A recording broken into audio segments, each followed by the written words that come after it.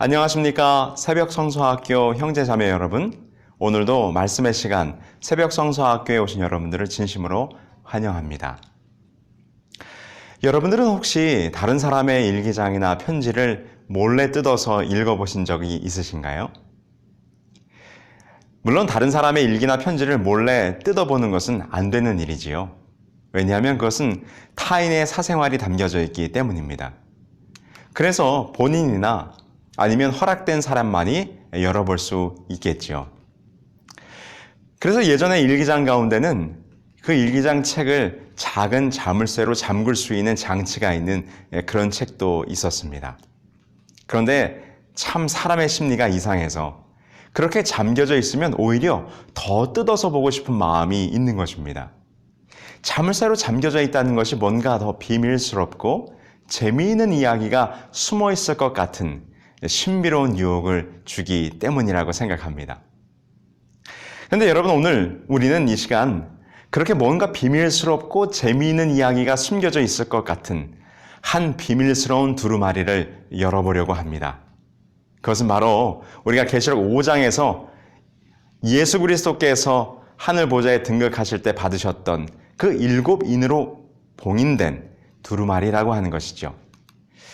그 7개의 인으로 꽁꽁 임봉된 두루마리에는 어떤 비밀이 숨겨져 있을까요? 여러분 궁금하지 않으십니까? 매우 흥미로운 이야기, 매우 신비로운 이야기가 그 두루마리 속에 담겨져 있지 않을까 우리는 굉장히 설레는 마음으로 오늘 이 시간을 시작해 보는 것입니다. 오늘 26강에서는 여러분들과 함께 요한계시록 6장에 기록되어 있는 7인, 그 7인 가운데 첫 번째부터 6번째 인이 떼어지는 사건에 대해서 우리가 함께 생각해 보려고 합니다.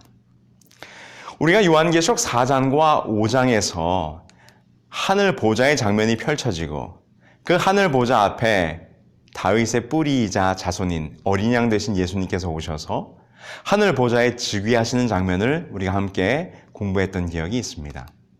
이제 우리가 함께 보려고 하는 요한계시록 6장은 바로 그 요한계시록 5장에서 어린 양 되신 예수 그리스도가 하늘 보좌에 등극하면서 받으셨던 그 7인으로 임봉된 두루마리, 바로 이 7인을 떼는 사건은 그리스도의 취임과 그분의 즉위로 말미암아 시작이 되는 것임을 우리는 연결지어서 생각해 볼 수 있습니다. 그리고 이 6번째 인은 우리가 후에 공부하겠지만 바로 그리스도의 재림과 그것에 수반되는 사건들을 우리들에게 함께 묘사하여 보여주고 있으면서 이 7인의 개봉 장면이 그리스도의 승천 및 우주 보좌로의 등극으로부터 왕과 세상의 심판자로 완전한 자격을 갖추어 이 땅에 다시 오실 그리스도의 재림 때까지의 역사적 기간을 망라하고 있는 것으로 우리는 생각해 볼 수 있는 것이죠. 그분의 즉위와 그리고 그분의 재림, 그 사이에 있는 사건들이 바로 7인이 하나하나 떼어지면서 이 땅에 펼쳐질 사건으로 우리들에게 예언되어 있음을 우리는 생각해 볼 수 있는 것입니다. 그리스도의 승천과 그분의 즉위, 그리고 그분이 이 땅에 다시 오실 재림의 사건, 그 사이에서 벌어질 일들이 7인이 하나하나 떼어지면서 이 땅에서 펼쳐지게 될 것을 우리는 생각해 볼 수 있는 것이죠. 그렇다면 여러분, 바로 7인을 뗀다는 것은 곧 어떤 의미를 가지고 있을까요? 그 열쇠는 방금 이야기한 것처럼 5장에서 우리는 찾을 수 있는데요. 이 7인을 떼는 장면은 그리스도의 즉위식과 함께 시작이 됩니다. 그런데 우리가 이 그리스도의 즉위식을 생각해 볼 때 구약시대 왕들이 새롭게 왕으로 즉위할 때의 모습과 예수 그리스도가 하늘 왕으로 즉위하는 모습이 함께 오버랩되면서 매우 평행적인 이야기를 우리들에게 보여주고 있는 것을 살펴보았습니다. 그런데 구약에서 새로 등극한 왕이 그의 보좌에 올랐을 때 이제 온 나라의 운명은 그의 손에 달려 있었습니다. 그의 통치의 운명 가운데 달려 있었던 것이죠. 그런데 구약의 여러 즉위식에는 일반적으로 그 즉위한 왕이 즉위식을 한 다음에는 왕의 심판적 행위가 따랐음을 우리는 보게 돼요. 그게 무슨 말인가 하면 왕이 즉위할 때에 그 왕의 즉위에 함께 참여했던 충신들에게는 호의를 베풀고 큰 상을 베풀었지만 그 왕에게 불충하며 반역자로 드러났던 자들에게는 처벌하기 위한 무서운 심판이 임했음을 우리는 구약의 기록들을 통해서 볼 수 있게 되는 것입니다. 그런데 매우 흥미롭게도 하늘 보좌에 등극하신 예수 그리스도께서 임봉된 두루마리를 받으신 다음에 이제 요한계시록 6장에서 그 인을 하나하나 떼시는데 이 심판적 측면이 이 7인을 떼는 묵시 가운데 나타나 있다는 것입니다. 그래서 요한계시록 5장에서 그분의 등극으로 말미암아 높임을 받으신 그리스도께서 그분과 당신 백성 사이의 언약 관계를 상징한 이 언약의 두루마리를 받으셨을 때 이제 이 온 인류의 운명은 그분의 손에 달려있게 된 것입니다. 이어서 7인의 계봉에서 묘사된 것과 같이 새로 등극하신 그리스도께서 전쟁과 사륙과 기아와 연병과 같은 지상에서 일어날 사건들의 연속적인 무서운 심판의 모습들이 바로 이 인을 떼는 사건과 함께 이어지는 모습을 보게 되는 것이죠. 자, 우리는 이것을 이 언약의 저주들이라고 하는 것으로 표현할 수 있습니다. 요한계시록 6장 1절부터 8절에 기록된 이 내용은 모세오경에 나오는 언약의 저주들과 매우 평행적으로 이 이야기가 서술되고 있는 것을 보게 됩니다. 하나님께서 당신의 백성을 애굽 땅에서 인도하여 내신 다음에 그분은 그들과 언약의 관계를 맺으셨어요. 그런데 그 언약의 관계 속에서 만일 백성들이 하나님께 순종하고 그분께 협력한다면 그들은 상급과 축복을 받을 것이었지만 그러나 그들이 그 언약을 순종치 아니하고 계속해서 불순종한다면 이 언약의 저주들로 알려진 파국적인 결과들이 이스라엘 백성들에게 임하게 될 것이라고 여호와께서는 그들에게 미리 경고하여 말씀을 주셨던 것이죠. 구약에서는 이 언약의 저주들이 전쟁이나 기근, 역병, 그리고 들짐승들로 묘사되어 있습니다. 에스겔서는 바로 에스겔 14장 21절에 이것에 대하여 하나님의 4가지 중 한 벌이라고 기록하고 있죠. 여기 한번 성경절을 보시죠. 주 여호와께서 이같이 이르시되 내가 나의 4가지 중한 벌 곧 칼과 기근과 사나운 짐승과 전염병을 예루살렘에 함께 내려 사람과 짐승을 그 중에서 끊으리니 그 해가 더욱 심하지 아니하겠느냐라고 기록하면서 바로 이 4가지의 언약의 저주들에 대해서 이것은 하나님이 주신 벌이요 심판이라고 에스겔은 말하고 있는 것입니다. 이러한 언약의 저주들의 근간이 되는 본문은 바로 레위기 26장 21절부터 26절에 이미 구약에 기록이 되어 있는 것이죠. 그래서 이 언약의 저주들은 하나님께서 자기 백성에게 내리신 예비적 심판의 모습을 우리들에게 보여주고 있습니다. 그렇다면 하나님께서 이 언약의 관계 속에 있는 그의 백성들에게 왜 언약의 저주들, 그 심판을 허락하셨을까요? 그 언약의 저주의 목적은 백성으로 그들의 배도의 상태에서 깨어나게 하고 그들로 회개하게 하기 위해서 하나님께서 이 언약의 저주들을 사용하신다는 것입니다. 구약에서 분명한 것은 그 저주들을 실행함에 있어서 하나님께서는 아수르와 바벨론 같은 원수의 나라들을 이용하셨다는 것이죠. 이 나라들은 하나님께서 자기 백성에게 심판을 내리실 때 종종 그분의 도구로 이용이 되었음을 우리는 구약의 역사를 통해서 보게 되는 것입니다. 그래서 이제 우리가 보게 되는 요한계시록 6장의 언어와 이 구약의 언약의 저주들 사이에는 아주 현저한 평행구를 이루고 있는 모습을 보게 돼요. 그래서 7인의 개봉 장면과 함께 그리스도에 의해 세워진 신약의 언약과 그 언약을 파기함으로써 생긴 결과들 사이에 관계가 있음을 우리는 이 이야기를 통해서 암시적으로 깨달을 수 있는 것입니다. 그래서 데이비드 마샬이라고 하는 신학자는 말하기를 복음이 전파되고 거절될 때마다 그 결과들이 뒤따랐다라고 하면서 이 7인의 첫 장면에 대해서 설명하고 있어요. 이것은 계시록 5장에서 그리스도께서 임봉된 언약의 두루마리를 하늘 보호좌에서 그분의 등극의 표로 취하셨다는 사실, 곧 그분과 당신 백성 사이에 언약의 관계를 대표한 행위라는 사실에 의해서 이 이야기는 연결되어지고 있는 것입니다. 그러므로 그분의 등극은 언약의 내용들이 집행되기 시작하는 출발점을 우리들에게 보여주고 있는 것이죠. 그리고 여기서 우리는 한 가지 더 살펴볼 텐데요. 매우 흥미로운 이 7인과 예수님의 이 종말적 계시의 말씀과 연결되어지고 있음을 우리는 보게 됩니다. 요한계시록 6장은 이 공간복음의 묵시록이라고 할 수 있는 마태복음 24장, 그리고 마가복음 16장, 그리고 누가복음 21장에 예수님께서 감람산 위에서 이제 이 마지막 때의 종말적 사건들이 어떻게 이루어질까를 가르치시던 이야기와 이 요한계시록 6장의 7인이 떼어지는 것이 아주 연결되어지고 있음을 우리는 보게 돼요. 우리 이제 화면 속에 있는 표들을 여러분 자세히 보시기 바랍니다. 첫 번째 인이 떼어질 때 그것은 바로 요한계시록 6장 1절 2절에 흰 말이 등장하죠. 이것은 복음의 순결의 시대, 복음이 전파되는 것을 우리들에게 보여주고 있는데 마태복음 24장 24절, 마가복음 13장 10절에 보면 복음이 먼저 만국에 전파되어야 할 것이다 라고 말씀하셨어요. 그 다음 두 번째 인이 떼어질 때 붉은 말이 등장하죠. 이것은 전쟁과 피 흘림을 의미하는 것인데 마태복음 24장 6절로 7절, 마가복음 13장 7절로 8절, 누가복음 21장 9절로 10절에 난리와 난리의 소문이 있을 것이다 라고 이렇게 예수님께서는 말씀하셨습니다.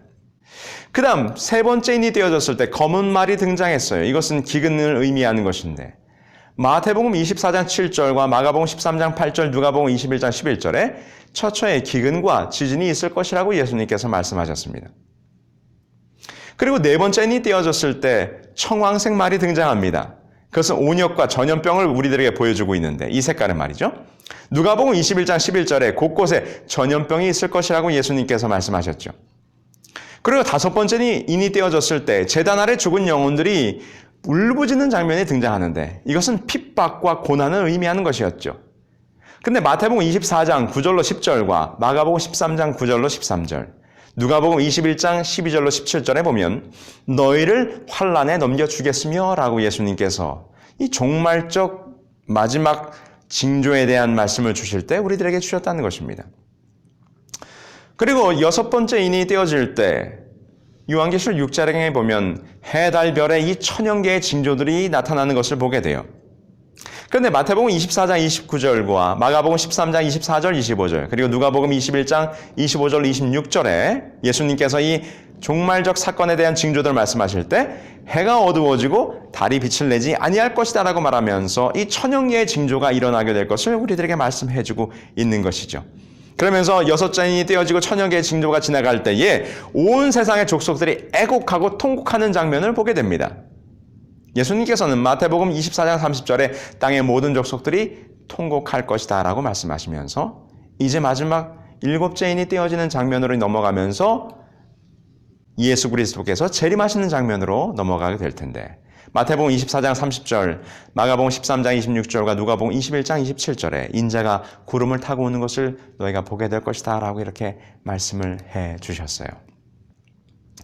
여기 표에서 이렇게 요한계시록 6장에 기록된 일곱인이 떼어지는 장면들이 예수님께서 제자들에게 마지막 종말적 사건들의 징조들을 얘기하셨던 예수 그리스도의 이 묵시, 예수 그리스도의 계시, 이 종말적 계시와 매우 연결되어지고 있음을 우리는 보게 되는 것이죠. 그래서 이 공간복음의 묵시록은 재림을 선포하는 사건의 목적이 종말의 가까움을 우리들에게 상기시켜주는 것이었음을 우리들에게 보여주고 있어요. 이 사실은 예수님께서 감람산의 담화의 결론에서 분명하게 우리들에게 보여주고 있죠. 그래서 이 모든 이야기들이 곧 예수 그리스도의 재림이 가까움을 우리들에게 깨우치고 준비토록 하기 위한 목적이 있다고 하는 것입니다. 그래서 누가복음 21장 34절로 36절에 보면 너희는 스스로 조심하라. 그렇지 않으면 방탕함과 술취함과 생활의 염려로 마음이 둔하여지고 뜻밖의 그날이 덫과 같이 너희에게 임하리라. 이날은 온 지구상에 거하는 모든 사람에게 임하리라. 이러므로 너희는 장차 올 이 모든 일을 능히 피하고 인자 앞에 서도록 항상 기도하며 깨어 있으라 하시니라. 그렇습니다. 이 인들의 개봉에 대한 묵시와 감람산 상에서 예수님이 하신 종말적 담화에 상징적으로 묘사된 이 사건들의 목적은 하나님의 백성을 일깨우고 회개케 하기 위함이요 아울러 곧 오실 예수 그리스도의 재림을 준비토록 하기 위해서 이와 같은 일곱인의 떼어짐과 함께 일련의 종말적 징조들이 하나하나 펼쳐지게 될 것을 우리들에게 미리 보여 알게 하사 준비토록 하시기 위한 목적이 있음을 우리는 깨닫게 되는 것입니다.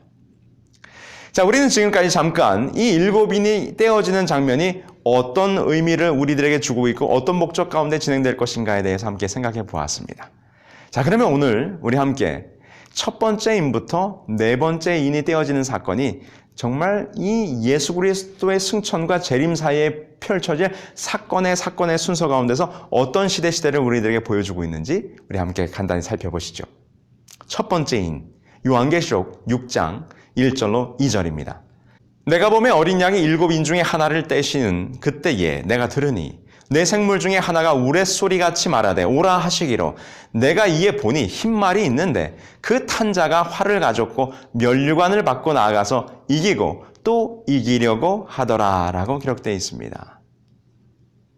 첫 번째 인이 되어지자 흰말을 탄 자가 등장해요. 활을 가지고 등장합니다. 면류관을 가지고 말이죠. 이 기록은 하박국 3장 8절로 9절에 있는 말씀을 우리들에게 떠올리게 하는데 여호와여 주께서 말을 타시며 구원의 병거를 모시오니 주께서 활을 꺼내시고 살을 바로 발하셨나이다 라고 이렇게 기록하고 있는 구약의 기록이 바로 이 요한계시록 첫 번째 인이 떼어지는 장면과 연결되어짐을 보게 됩니다. 첫째 인을 뗄 때 나오는 흰말은 바로 순결과 또한 승리를 상징하죠. 왜냐하면 이 교회는 순결한 시대이자 복음으로 말미암아 승리하는 교회를 지금 상징하고 있기 때문이에요. 면류관을 쓰고 말을 탄 자는 교회를 주장하시며 복음으로 세상을 이기신 바로 예수 그리스도를 지금 상징하고 있는 모습을 우리가 보게 됩니다. 우리가 7교회 가운데서도 바로 이 에베소 교회가 순결의 시대를 나타냈던 것을 여러분 기억하실 것입니다. 이때는 복음으로 말미암아 복음이 승승장구하여 가는 곳마다 그리스도인들이 증가하던 시대였던 것이죠. 에드워드 기보든 말하기를 초대교회 당시 로마에는 그리스도인들의 숫자는 약 5만 명 이상이었고 또 소아시아 지방의 안디옥에 있던 그리스도인의 수는 10만 명으로서 그 도시의 5분의 1이었다고 한다. 그 당시 로마 제국 안에 있던 그리스도인의 수는 약 500만 명이었다고 이렇게 기록을 하고 있습니다. 그래서 바로 이 시대를 살았던 바울은 이렇게 당당하게 말할 수 있었던 거예요. 로마서 1장 8절이죠. 첫째는 내가 예수 그리스도로 말미암아 너희 모든 사람을 인하여 내 하나님께 감사함은 너희 믿음이 온 세상에 전파됨이로다.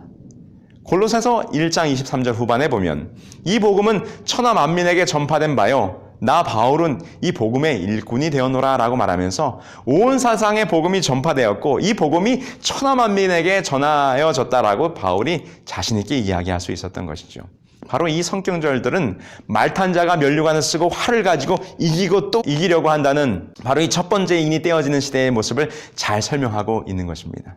이것은 이 교회 세력을 이기고 복음을 세상에 전하는 데 승리한 초대교회 곧 악의 세력을 물리치며 잘 싸운 초대교회를 대표하고 있는 것입니다. 하나님의 교회는 오류가 아무것도 섞이지 않은 순수한 진리 곧 예수 그리스도께서 가르치신 대로 보존된 진리를 가지고 순결한 모습으로 그 교회는 오순절 성령의 충만하심을 경험했으며 성령의 능력으로 악을 정복하며 복음으로 세상을 쳐서 이기는 놀라운 능력의 교회의 시대를 우리들에게 보여주고 있는 것입니다. 그런데 두 번째 인이 떼어질 때에 다른 색깔의 말이 등장하죠. 요한계시록 6장 3절로 4절입니다.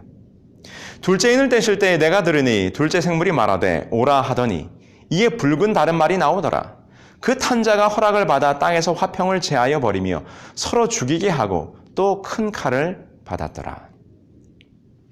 이제 요한은 장면이 바뀌는 것을 보게 됩니다. 두 번째 달려오는 말의 색깔은 붉은색이었고 이 말을 탄 자는 칼을 받아쥐고 있었으며 서로 죽이는 일을 감행하는 모습을 보게 됩니다. 여러분 성경에서 붉은 말, 이 붉은색은 전쟁과 피 흘림을 상징하는 것이죠. 그래서 이 시대는 우리가 함께 공부했던 7교회 가운데 에베소 다음 서머나교회 곧 핍박의 시대를 우리들에게 보여줍니다.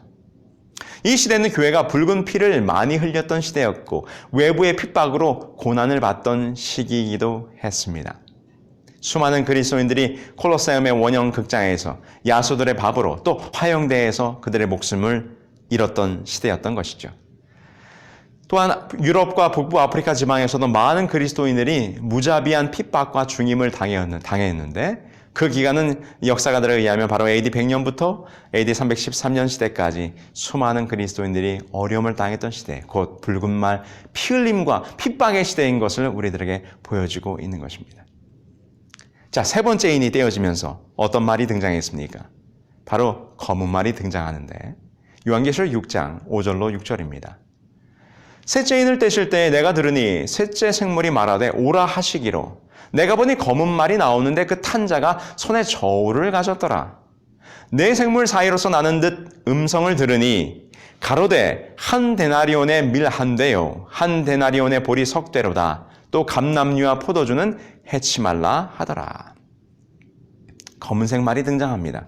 검다라고 하는 것은 바로 이 어두움을 의미하는 것이고 이것은 바로 신약에서는 어두움의 시대 복음의 부재를 상징하고 있는 것입니다. 마태복음 4장 16절에 보면 흑암에 앉은 백성이 큰 빛을 보았고 사망의 땅과 그늘에 앉은 자들에게 빛이 빛이었도다 라고 이렇게 기록하고 있지요. 이 어두움의 시대입니다. 진리의 빛이 가려워져 가던 시대를 말하고 있는 것이죠. 그런데 여기 보니까 저울이 등장해요. 그런데 구약에서 저울은 기근을 상징합니다. 고대 세계에서 무게를 달아 빵을 먹는다는 것은 극심한 식량 부족이 있었다는 것을 우리들에게 보여주는 것인데 주께서는 모세를 통하여 만일 그 백성이 불순종한다면 내가 너의 의뢰하는 양식을 끊을 때에 열 여인이 한 화덕에서 너희 떡을 저울에 달아줄 것이다 라고 경고하셨습니다. 에스겔은 예루살렘 포위 기간 동안 그 거민들이 경겁 중에 떡을 달아먹고 라고 이렇게 예언하고 있는 것이죠. 그래서 음식을 저울에 달아먹는다고 하는 것은 그만큼 음식이 부족하고 먹을 것이 없는 영적으로 매우 배고픈 시대, 그 시대를 우리들에게 상징적으로 보여주고 있는 것이죠. 여기서 세 번째인에 요한이 검은 말을 탄 자가 이제 손에 저울을 가지고 등장해요. 이것은 교회가 검은 세력에게, 즉 악의 세력에게 굴복했던 시기요. 순결하고 의로웠던 교회가 깊이 타락하여 점점 진리의 빛이 사라져가고 어두워지던 시대를 우리들에게 보여주고 있는 것이죠.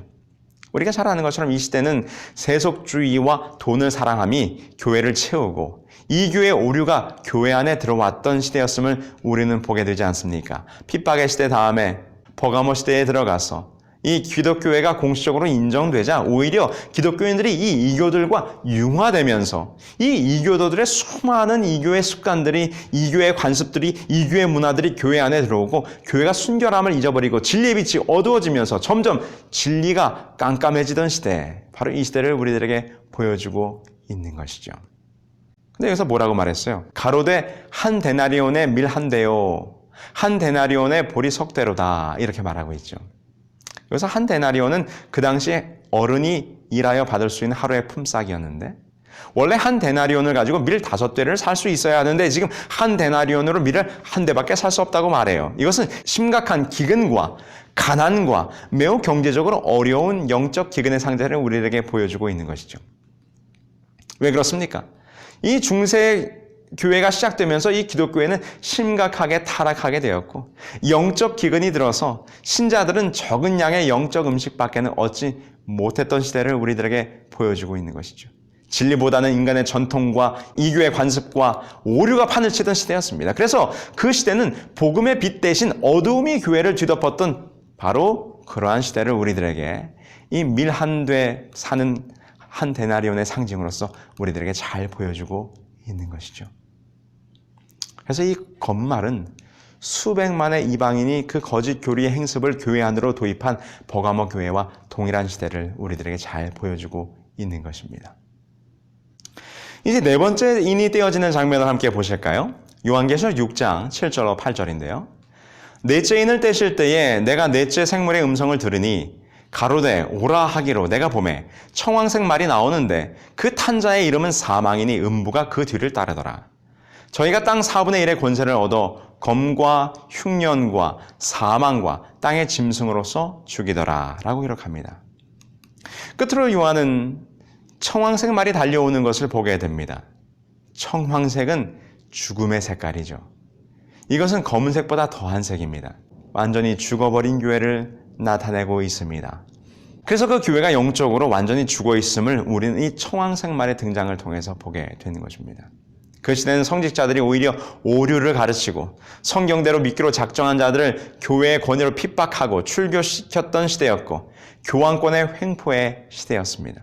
그래서 옛날 로마 나라가 기독교를 없애려고 핍박하였으나 실패하자 이제 마귀는 이제 교회 안에 들어와서 타협과 오류와 거짓을 들여오고 교황권의 세력을 통하여 참된 진리와 진실된 자들을 죽이고 핍박하는 일에 성공하게 되었던 것이죠. 그때 당시에 수천만 명의 참된 그리스도인들이 순교했고 그래서 그 말탄자의 이름이 그 뒤에는 음부가 뒤따르고 있었다라고 지금 요한은 말하고 있는 것입니다. 그래서 교회가 영적으로 죽은 바로 중세 암흑시대의 교회. 교회가 이제는 죽음의 사신이 그 뒤를 따르는 영적으로 완전히 죽어버린 교회의 모습을 우리들에게 보여주고 있는 것입니다.